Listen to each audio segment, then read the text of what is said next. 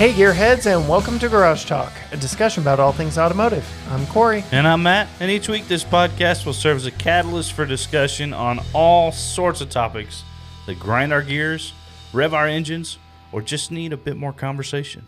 And on this week's episode, conversation about the past is kind of where we're reminiscing tonight. Okay. I'll say it that way. Yeah. So first and foremost, thank you so much for listening each week and for helping us on our YouTube channel get to 500 subscribers. That was our first little personal mental milestone. It's incredible. To hit, and we got there earnestly trying to get there in 2 months, and it is not without you, our listeners, our supporters, for heading on over youtube.com/GT Garage Talk and hitting that subscribe button, and then just going and watching some of the crazy stuff Matt and I get to do because of it. Yeah. So we thank you from the bottoms of our hearts, because this episode is basically going to kind of be retrospective of our time in YouTube thus far. And again, it's because of you supporting us through watching and putting your time into it that has allowed us to do some of what we're going to talk about today.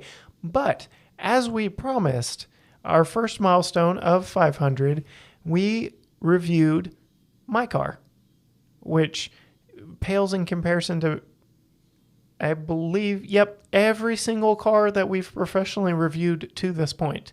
Like one of these things is not like the other. An 8-year-old, powerless, as you put it, joyless, soulless, family econo box that has no place on this channel. It's the ginger of automobiles. Oh, ouch. Why? That hit me in 2 different ways, and it hurt. Gosh. You're welcome. Man. I don't know if I want to do this with you anymore. Okay. Regroup, Cory. You got this. So, Nellie Cruz and I have been together for 8 years now. She is completely paid off. That is not a sad trombone.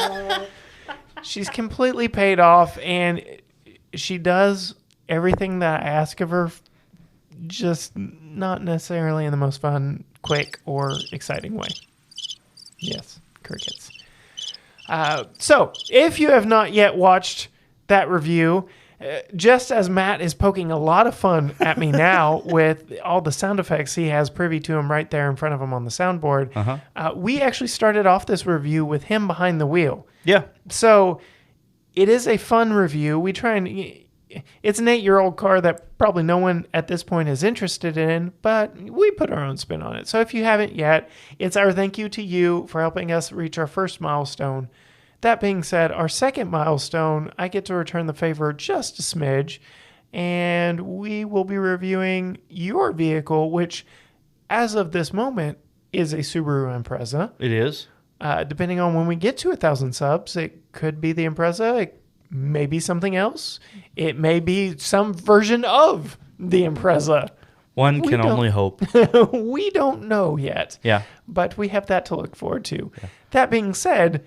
So you did not drive over here in the Impreza tonight, so stuff is being done. Already, yes. You're already getting on me about my car, aren't you? Yeah. Well, mine I have had for 8 years and has only been put up for an overnight stay anywhere once. So 8 years. You've had the Subi how long? Okay. I know. How many more miles do I have on my car than yours? This is true. And so they're probably rough miles, judging by the condition in which you purchased it. There are a few crinkled body panels. Yeah. Crinkled? I have yet to find a straight one on that car. She's lived a rough life. So if you want to see Cory use and abuse the Subaru, and maybe a stunt. Do we need to take it to Barnwell? Maybe a. I think we need to go back out to Barnwell. Barnwell. I think that would be a fantastic idea. I will wait to put tires on the back of the car until after we've been to Barnwell. Okay. So we can have a little more fun with it while we're there. Sounds like a good plan. So if you want to see us beat the snot out of my car at Barnwell, tell all your friends to go subscribe. Go subscribe. YouTube.com/GT Garage Talk. Push us over the 1,000 mark. Yep. So many cool things will open up to us. Like, we're already seeing doors being opened at this 500 mark, and we've had videos shared. I went to the Chicago Auto Show, and we had the Bronco ride-along video shared by Bronco 6G forums, and it just took off for us. And I do believe that has opened the door for future Bronco opportunities. We'll just leave it at that for this moment. But like I said, we are truly blessed and thankful for your support through and through, and not only listening to this podcast, but supporting us on YouTube as well. Yeah. Which, kind of peeling back the layers, going back in time a little bit, our YouTube, it's seen some iterations. We've tried some things. We've done some things. Right. It is still our goal to have a video version of this podcast as part of our ways to interact with us. We are sitting in our temporary, for I don't know how long, studio that was designed with video in mind. So we're working towards that end. We're discovering when you add video to it, it just, it's a whole nother ball game. So we've got a few. Yeah, we go from like 1,000 megabytes of podcast to 100 gigabytes. Yeah, it gets insane really quickly. But so if you scroll through like the depth of our YouTube channel, you'll see we've got audio only podcasts out there. We've got a few interviews out there. We've got a few video interviews that we've done with some people out there. You were doing some motoring minutes for a little bit. Which I got to get back into those. I think there are new platforms for us where we can maybe relocate those. But I loved the idea of those. We had In the Garage segment with you where... which hopefully there will be more of. Right. Especially involving the Subaru. Exactly. And then just 3 months ago, in earnest, the doors opened up for us in the realm of new car reviews. We're just incredibly thankful for Pelche Kia here in Tyler, Texas. If you are in the market for a new or used vehicle, they have got some impressive rigs because I believe at this point, it doesn't sound like a lot, but just considering how long we've been doing this, we've done 4 rigs for them. We did a K5, which was the first vehicle up on our channel. And if you've made it all 32 minutes through that review, God bless you. I've learned a lot since then on streamlining the review videos. We've reviewed the minivan, the Kia Carnival. We've reviewed the Kia Sorento 3-row SUV. And then most recently and most fun for both of us, they have used cars for us and for you, if you are interested. 707 horsepower Jeep Trackhawk. That was a blast to drive. And it was violent. At the point at which we drove it, it was the most insane vehicle I have driven on my home turf, because literally we drove it up to my house because I thought I had forgotten something here that we needed to film, and turns out it was back at the dealership in my car. Whoops. Doing a quick 2-hour mid-ish day review when we've got other stuff going on. Right. It's tough to do. It but is. We're getting better. Yeah. We're getting better. So, that being said, we're just incredibly grateful to Pelche Kia. you always remember your first. So thank you to Belshea Kia of Tyler. That was awkward. that was genuinely awkward. We're never getting another Kia again. I didn't know if I should throw that out there. The idea popped into my head, and I was like, do I say it? And it was halfway out of my mouth before I could stop myself. So. Josh, I'm sorry. There you go. It's out there now. Whether or not you edit that out is yet to be seen. So, yeah, there we go. So you had a wonderful idea. Let's segue out of this as quickly as possible. Run away. Why don't we go bounce back and forth, just talking about maybe each of our top 3 highlights in our YouTube career thus far. And are we talking just reviews, or are we talking as a whole, any of our YouTube videos? I would say just anything that has gone on YouTube or has come from our experiences being on YouTube. Okay. And I am sure that this little retrospective journey will happen more than once on this podcast and will change over time. Yeah, probably so. All right. I need a drum roll button. I thought we had one. Okay. Is there a drum roll? I don't know. There's a rim shot. Okay. Well, yeah.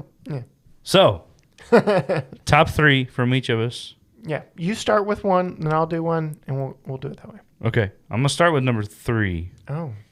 And work our Mine are work in my no way. particular order. Oh, no particular order? Okay. Well, okay. I know there's a lot out there, especially if you go way back into time before we're mostly exclusively doing vehicle reviews. Yeah.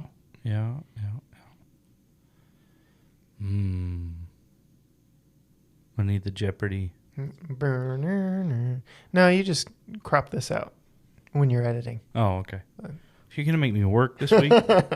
No, this is... You've got a couple weeks on this one. You want me to go first? Okay. I changed my mind. I'm not doing number 3 and then 2 and then 1. I'm just going to... No particular order? No particular order. It's the way to go.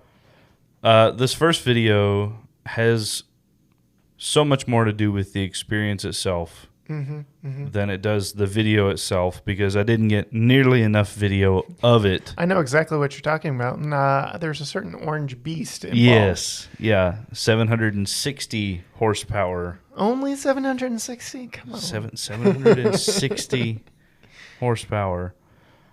And there were a whole lot of firsts. You always for remember me in your this first. video. I'm going to make it where you can't edit it out, Matt. There were a whole lot of firsts for me in this particular... I can't look at you right now. No. This is terrible. We're talking cars, Cory. Cars. Yes. All right. It was my first ever trip to Texas Motor Speedway. Which in and of itself is a feat, because that place is a hoot. Well, yeah. 32 years old, and that was my first ever trip. It's kind of depressing. It was my first ever time in the infield of Texas Motor Speedway. Which you went back the very next week. We'll get into that later. It was my first time behind the wheel of any GT3 or GT500 Mustang. I had been behind the wheel of a couple of different Mustangs, but this one was particularly special. Yeah. And yeah, it was the track experience, the Mustang experience, the GT500 Shelby experience, Ford Performance experience at Texas Motor Speedway. All the things experience. All the things, yes. In the magnificent 2021 Ford Mustang GT500. So it's funny that you bring up the video, because you almost apologized to me when you got back, because you were like, there's like a 9-minute video of me completely silent just driving. And I was like, that's perfectly fine. Did you have fun? Yeah. I'm like, because at that point we only had the Kia K5 video up. Right. So it's not like people were coming exclusively to us for new car reviews. Yeah. And let's face it, the podcast is still the first and foremost thing that we do. Sure. And that's what I wanted content from and for. And just like you told me before going to the Texas Truck Rodeo, have fun first. Make sure and get some stuff that we can, utilize. Promote the brand Sure. coming out of it. Sure. So. And we did. I ended up writing a blog on it and actually that blog has done quite well for us. Changed my mind completely about automatic transmissions, in particular dual clutch transmissions that happen to be mapped out by a professional race car driver. Yeah. But it has a lot to do with it. Wow. Tremec and Ford Performance and Shelby, oh my goodness. You did something very special, very right with that car and with that transmission. Yep.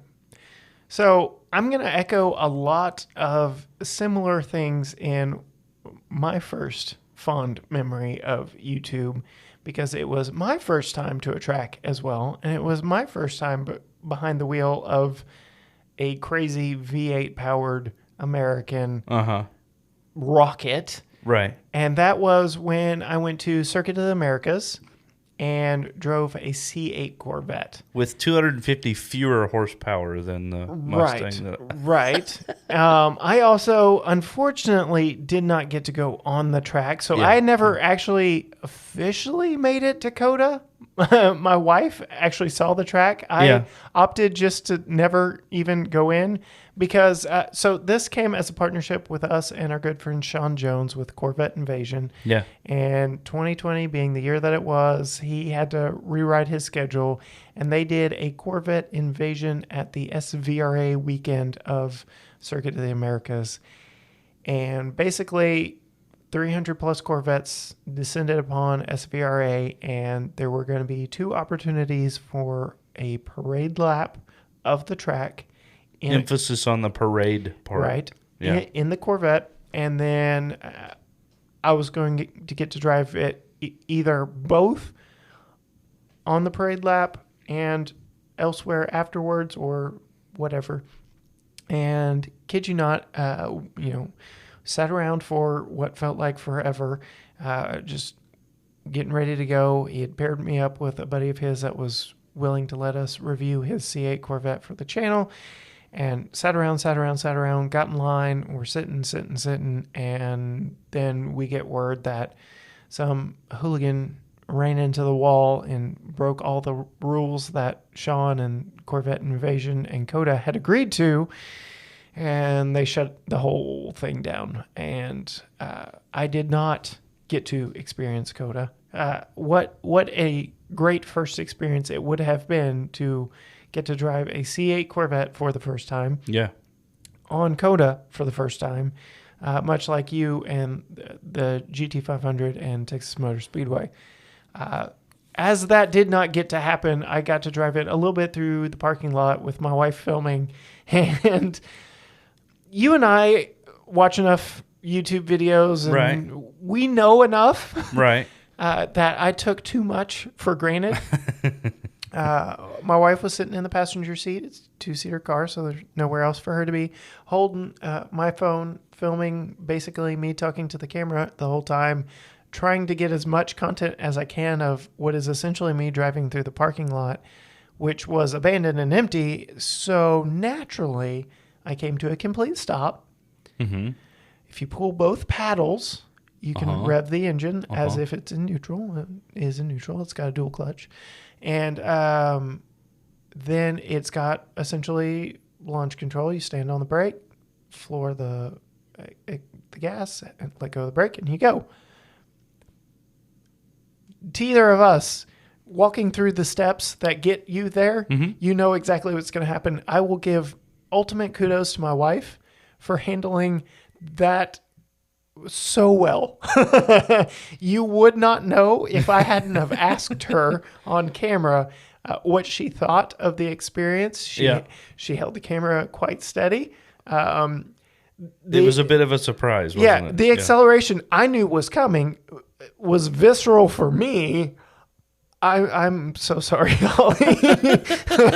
I'll just leave it at that. So we are working on getting a more proper C8 review up on our channel. as soon as humanly possible. But until then, yes, that was my wheel time in a C8 Corvette. And for what it was, given all the disappointments, I still had a huge smile on my face and was incredibly grateful for that. Awesome. I'm going to flop over to a podcast that we did actually capture video of, entitled Deer in the Headlights. Okay. Literally. Yes.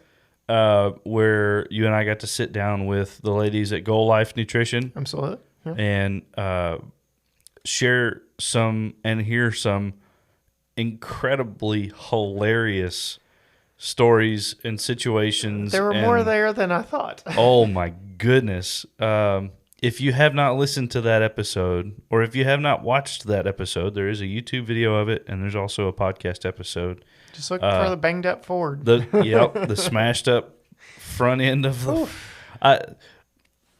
Ouch. Just a few days ahead of us finally sitting down and recording that episode, I got a message from Deb, one of the owners of Goal Life, saying, well, I have another story for the podcast, and it was a picture of the smashed in front end of her F-150. And, what the heck? She had hit a deer on her way to work that morning, and as ugly as the truck looks, the deer looked a whole lot worse. Yeah, that truck looked pretty ugly, so I can only imagine. Pretty beat up, yeah. But no, it was just a hilarious, fun, almost hour of conversation that we got to have with those ladies, and most of which were car related, in spite of it being a partnership with us and Goal Life. It was car centered, and it was a lot of fun. So that's the idea, right? And they've named a drink after us. Well, there you go. So if you're in the Troop, Texas area, go get you a gearhead. I didn't know if they called it a GT gearhead or just gearhead. Yeah, go get you a gearhead. Yep, it's good. Get the big one, the 32-ounce gearhead. All right, going back to me. So I'm going to cheat a little here.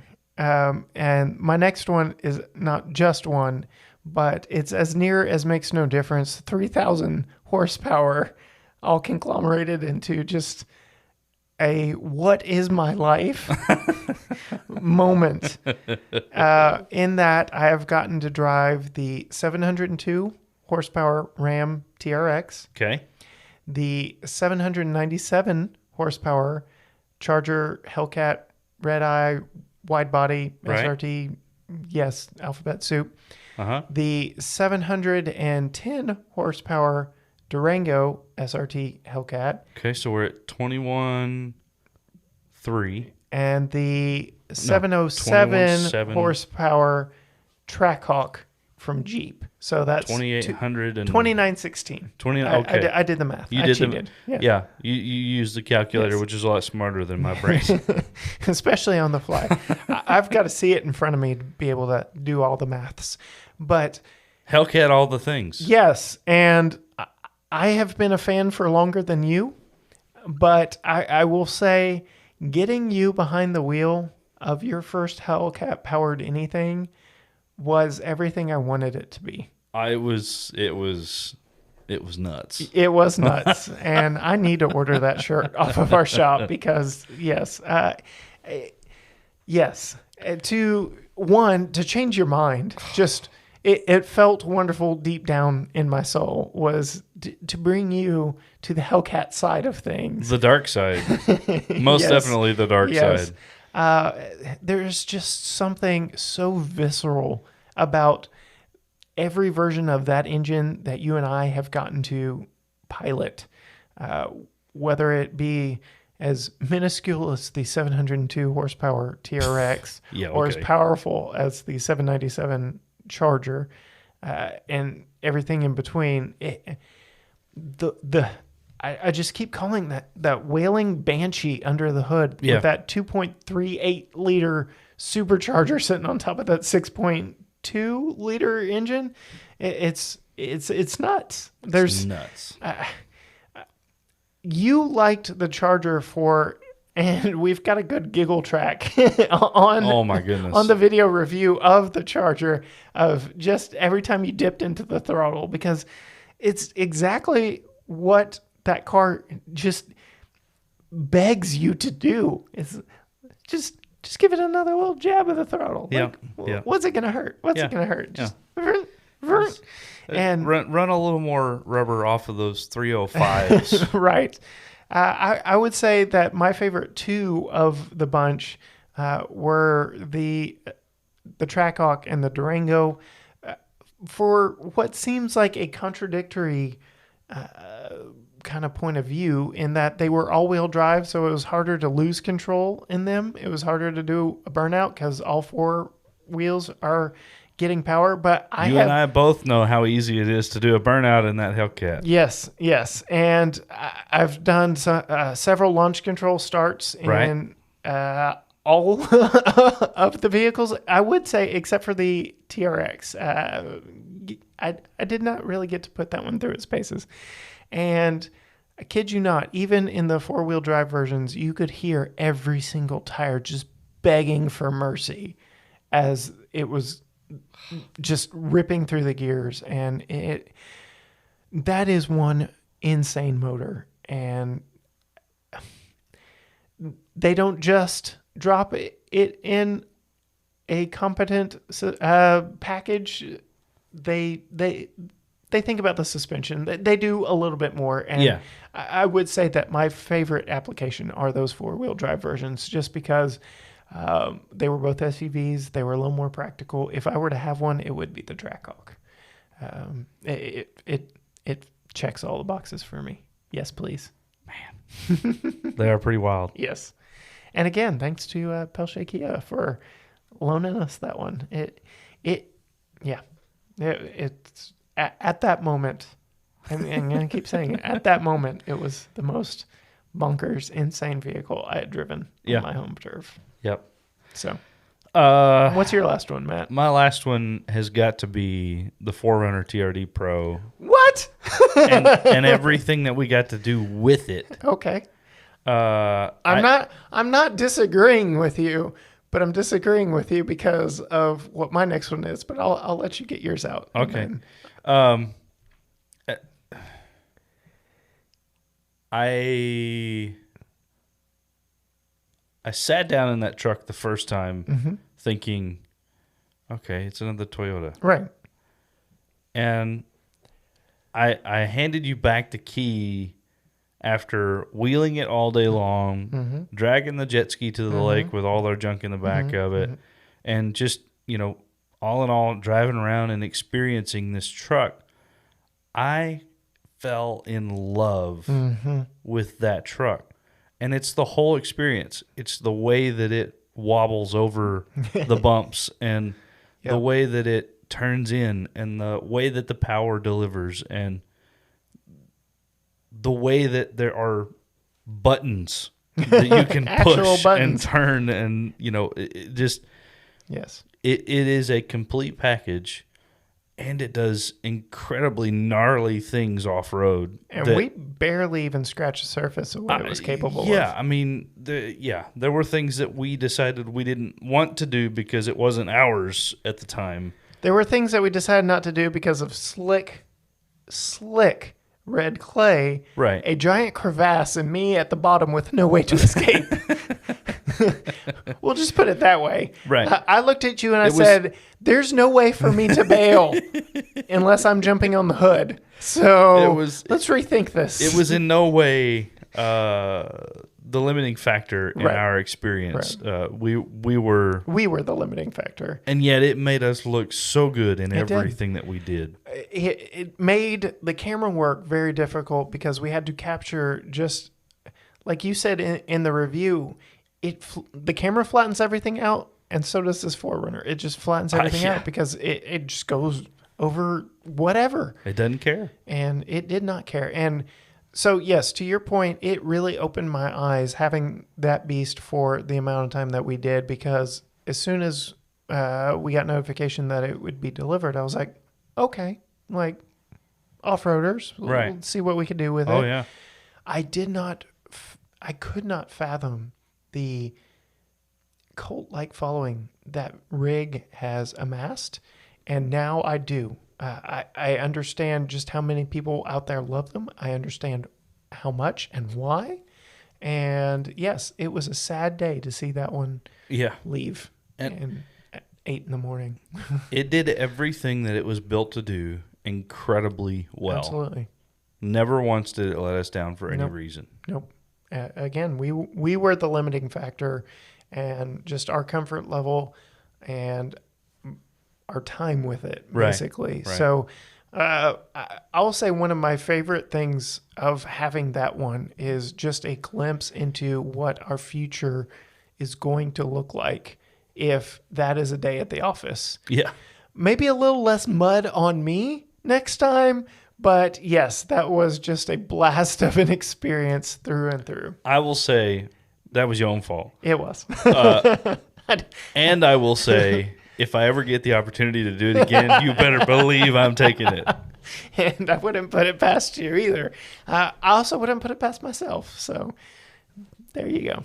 So, all right. My last one, I don't know if it's the top 3 of my top 3, but you about had to catch me when I caught a glimpse of this vehicle because my knees about gave out from underneath me because I felt like I was 10 years old all over again when a black 1991 Lamborghini Diablo drove around the corner. I'm getting goosebumps just thinking about it right now. Drove around the corner and down my street and parked in front of my house. Right. And those scissor doors opened straight up in the air. Like, this 80s baby, 90s kid just turned into a puddle right there, then and there. And again, thank you, Brad, for bringing it over. And I was walking up my 15-degree incline driveway to get us all a bottle of water when I heard behind me Brad offer to you us getting to drive it. Yeah. And I about fell over again because at that point, we were just ecstatic that he let our kids sit in it. Yeah. Because, again, it's a supercar, and he literally just the day before had gotten it back from the shop. And he told me before he left, we were the first people, aside from the mechanics, in 4 years, other than himself, to drive it. Thank you, Brad. How that car cannot end up on my top list of getting to do this, and the people that we come in contact with and the stories we get to share, because ultimately that's what GT Garage Talk has always been about, is sharing stories, sharing experiences, us sharing with you, our listeners, whether it's here on the podcast or now through our YouTube channel, that we're looking to grow bigger and better as the days go on. That's what it is all about. And, we've got things to look forward to in the very near future. We don't want to spoil too much. We've had a car show where we've gotten to meet some of you. We're looking forward to doing some more crazy things in the very near future. And we're just beyond blessed for your support and for the people we've met and the things we've gotten to do. Yeah. And we want to share them with you as best we can. And so let us know how we can better reach you. We're on Instagram, we're on Facebook, we're sort of on Twitter when I have to be. What more do you want to see from us? Let us know, and we'll start shaping GT Garage Talk into that, because this is as much for you, our listeners and our viewers, as it is for us, because we are nothing without your patronage of us. And so, like I said, we want to share with you our combined, 40 plus years of car passion. I fell in love with fourth generation Camaro. You fell in love with the Beetle, and now the automotive world's opening up to us, and it's just crazy, the things that are out there and that we get to experience and are yet to experience. And if you're wild and crazy enough to toss us the keys to your rig, as Brad has done, we absolutely welcome that. Absolutely. And really, I mean, just about just about anything. I think we would be willing to. We reviewed my car, so yes. yeah, So we I went mean- to yes, anything and everything. And I know we have friends who have already reached out and said, "Hey, Right. come check out my rig," and we want to do that. Yes, Understand? We want to do that definitely. work schedules are Yes. crazy insane, and At some point, and Stay honest. every subscriber is another step towards us being able to do this full time, right, to get paid to do the thing we're passionate about. And Right. and if the past year and a half has taught me anything, it is go after what you're passionate about. absolutely. Lean into what you're passionate about. And if there is at all a way to monetize what you're passionate about or what you're passionate about doing, do it, because it is worth it for sure. What's the phrase? Do what you love, and you'll never work a day in your life. Absolutely. That's true and untrue all at the same time, because GT Garage Talk has been a lot of work for both of us. Oh, yeah, yeah. Editing episodes and getting stuff loaded, but it's the entire package. The thrill of getting to do it far outweighs the work that goes into editing and everything that comes after it. So we're incredibly grateful that you are allowing us to chase our dreams and our passions that have been brewing for over 20 years in each of us. And it's just beyond me that this is growing like it is. And I'm grateful. Yeah. I don't want to gush too much on this episode, and I feel like I have already. But I'm just looking at all the thumbnails of the things that we've done so far, knowing that there's still more sitting in my editing queue that I have not gotten to yet. There's only so many hours in the day to edit videos, and there's more from Chicago I haven't uploaded. There's more from us going to Texas Motor Speedway in April that I haven't gotten uploaded. There's more from us going to Barnwell that I haven't gotten uploaded. So again, when we say stay tuned and subscribe, we mean it. There's more coming and more on our schedules that we can't share with you just yet, but we are so excited for when we do. The Subaru is much too stock. It is.